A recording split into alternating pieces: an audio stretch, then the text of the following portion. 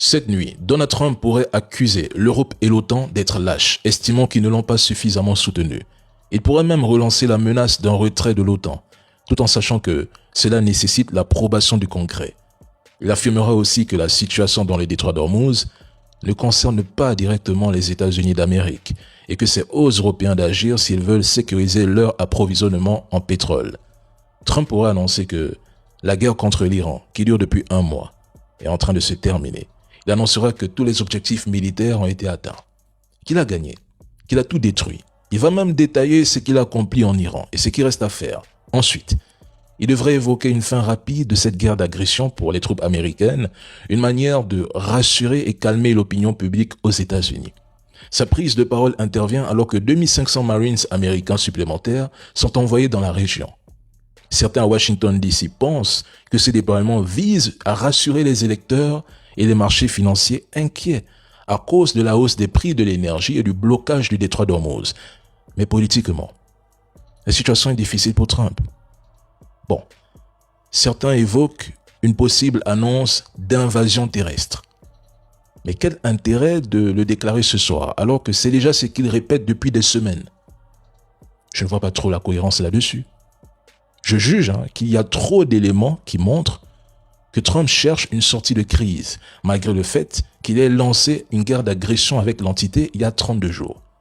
Ils ont sous-estimé l'Iran. Bon, moi je n'attends rien de son discours. On l'écoute. J'ai appelé la France, Macron, qui se fait vraiment maltraiter par sa femme.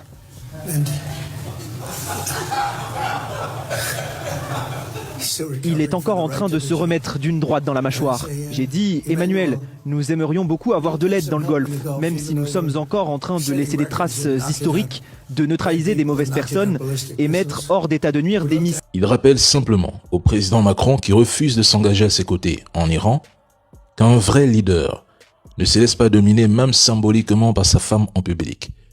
C'est drôle, mais c'est une attaque sur la virilité de Macron.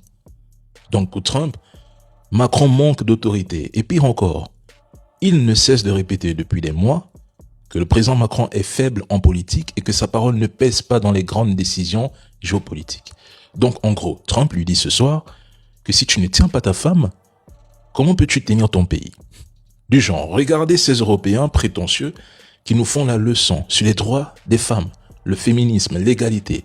Et regardez la réalité. Même leur président se fait humilier par sa femme. La vérité derrière ces paroles, c'est que Trump et Macron n'ont jamais été potes. Trump a toujours vu Macron comme le petit Français arrogant qui voulait lui faire la leçon sur le climat, l'OTAN, le commerce. Mais Trump respecte les forts, les puissants, comme la Russie, la Chine, la Corée du Nord. Trump ne respecte pas ceux qu'il peut facilement écraser.